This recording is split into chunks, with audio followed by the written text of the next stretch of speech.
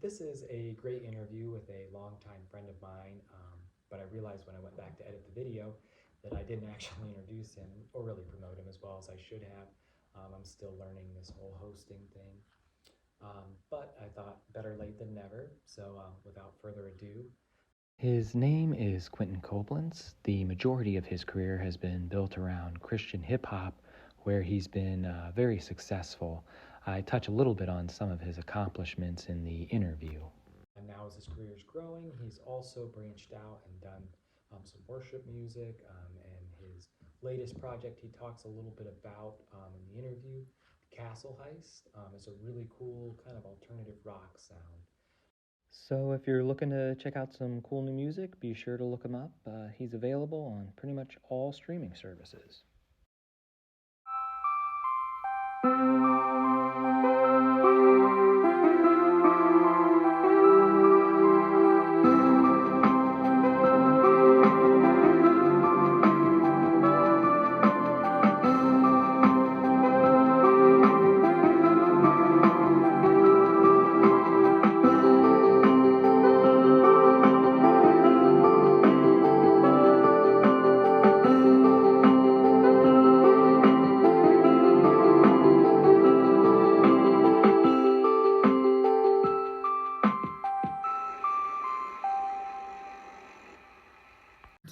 All right, well, I'm here with a longtime friend of mine who's very accomplished now. Let's see, you're a singer, songwriter, producer, rapper, featured artist, TikTok star. TikTok star. TikTok name. But so yeah, I don't think that anybody was surprised to find out that you got into music then. But what I kind of wanted to talk with you about was kind of the in-between point. We were friends in youth group and then kind of went our separate ways. You went to college. You got a job. You were still always pursuing music. I remember seeing on your social media everything. And then I remember when you quit your job and started full-time in music, I saw that post and I was like, oh man, that's so awesome. Like, yeah. So, but I'm sure it wasn't all that simple for you. So that was my first question was, so what kind of was going on for you at that time, like with your career, I would say, and like trying to balance work? You got married, bought a house and all that stuff. So what would you say was the constant that was running through that for you that got you to that music career? Well, I think the constant was that like that was always the goal, and I kind of like I worked with my other jobs, like the day jobs I worked in that period of time, because it was, I think I started in 2013 trying to do the music part-time, and then summer of 2018 is when I went full-time. So that period in between, I worked a number of different day jobs, and I really prioritized rather than just like working the job that would pay me the best. I really focused on flexibility, because I was really afraid of taking a day job that was going to pay me really well but would be really demanding of my time and my energy, and I would get kind of just sucked into that, and that's what I end up just doing, and I think that happens to a lot of people who have a dream of something they want to do, but they also see a good opportunity here to, this is a good paying job. Absolutely, it's secure, dependable, but then it requires a lot from you, and so it makes it hard to kind of do both. So and when I got married, thankfully at the time, my wife, she had a pretty good paying job, and it was, it wasn't like crazy money, but it was definitely like solid. And so we were stable enough that, we didn't have a very high cost of living. We kept our expenses low, lived fairly simple, and we were able to, to get by with me not making a lot of money, working some part-time, but also like building out this music. And that was important because I think, any business you start, you got to be prepared to not make a lot of money for a while. I'm in that same boat right now, so I'm like, so no, that's great. And I liked who you said that it was about 5 years you think before. And it's funny, that just seems like that 5-year mark for a lot of people, if you can just maintain that consistency. It seems like in that 5th year, for a lot of people I know, that's when things take off. And it takes patience. And I can totally relate to with the job flexibility. It's like where I'm at right now, I could maybe be making more money somewhere else, but my boss is It's really tempting. cool and flexible. Exactly.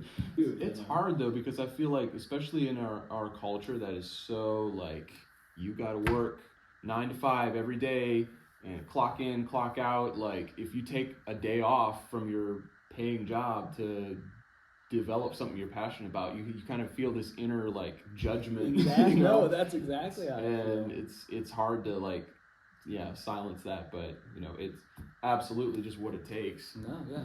No, Yeah. that's great. Great response. My second question I've asked everybody, what is one thing that you feel like really was the thing that launched you into that success and made that happen for you? And what is one thing you wish you hadn't done that Okay. maybe held you back?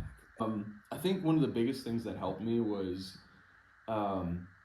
I tried a lot of different things, and I developed skills in a lot of different areas, and I tried not to be like too one-dimensional. So Okay. like there were different kind of phases in the process where I was like mostly mixing songs for people, or other phases where I was focused on selling beats, or other phases where I was like doing shows and Okay. you know, performing, and I kind of just I kind of tested the waters in a lot of different areas, which led to a lot of different possible revenue streams. And then Gotcha. over time, I was able to kind of decide and figure out what of those options was going to be the thing to really focus on, you know? Yeah. But like at a time when I wasn't making much from any of them, it was nice to have the combined, you know, income Exactly. from different sources. Angles, And it also just makes you more valuable to a Sure. team, because if you know how to do a lot of different things, or you can bring you know, you can help a team in a variety of ways. For some people I was their mix guy, for some people I was their beat guy, for some people I was a background vocalist,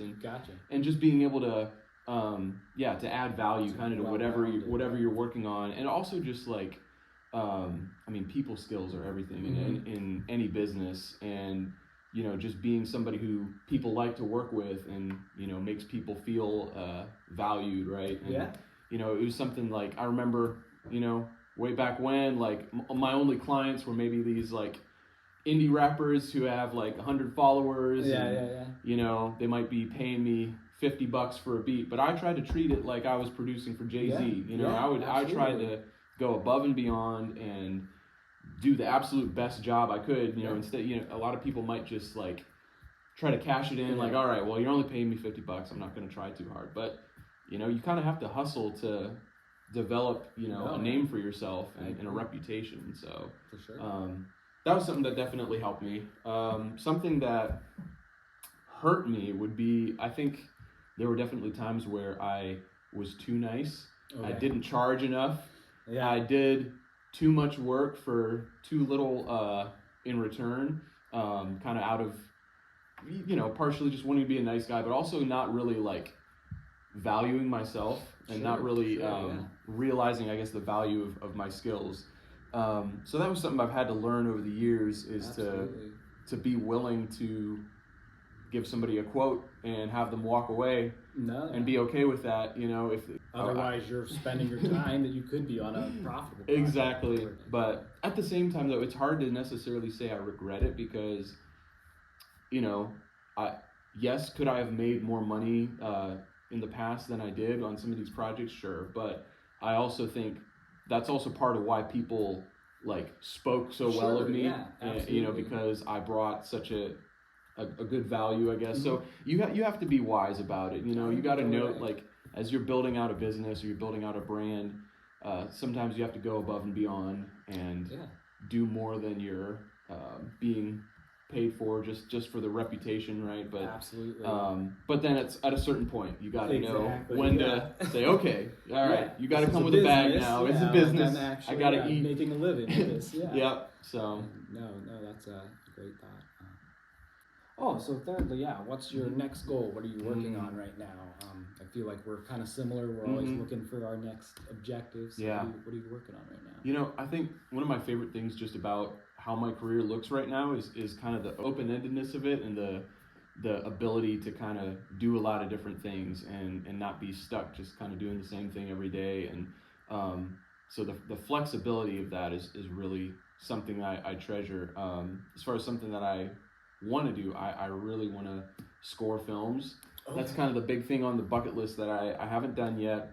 I wanna compose a score for a full, you know, full length film. Awesome. I want to check that one off and try it at least. Yeah. You know, I think it's something I would really enjoy. I've composed some orchestral stuff for like music libraries and stuff, but just like, you know, little short tracks and stuff like that. Sure. But I'd love to sit with because music is such a storytelling tool in and of itself. Absolutely. And so to be able to actually sit with a whole story and just, you know, create to that, I think that would be a lot of fun. Yeah, absolutely. Get my Hans Zimmer on, you know. There you go, yeah. So that's something that, like, I'm not panicking if it doesn't happen right away, because I mean, look at how old these composers are that are doing these films. So I feel like I feel like that's something I can kind of work towards and hopefully kind of stumble into maybe as I keep advancing in the business and getting a little older, and maybe not being the guy that everybody comes to for trap beats anymore, you know. Yeah. So get more into the classical end of things. Exactly. I've recently launched a side brand called Castle Heist. It's my indie rock brand, and so I want to keep writing some stuff for that, and you know, awesome. Try this and that. So, you know. Very cool. Yeah. The last question, if I remember right, was so what's a word of encouragement you would have for someone that's maybe not even in the music industry, but pursuing something kind of in that same spot, trying to find that balance? Yeah. Starting like some sort of venture. Something kind of like what I'm doing here. Exactly. Yeah. No, I mean, I think we've touched on some of it, but you know, the patience, or being okay with not making a ton of money right away, and being willing to invest and not feel guilty about that. And also just to be mentally and spiritually healthy is really huge. And absolutely. It's funny, I was listening to something recently that was talking about driven people.